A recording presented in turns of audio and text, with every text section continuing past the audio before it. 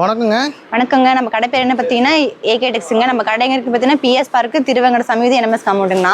பார்க்க போகிற கலெக்ஷன் பார்த்தீங்கன்னா சம்மர் காட்டன் பாருங்கள். காட்டன் வெரைட்டிஸ் பாருங்கள், எக்கச்சக்கமான கலெக்ஷன்ஸ் இருக்குது.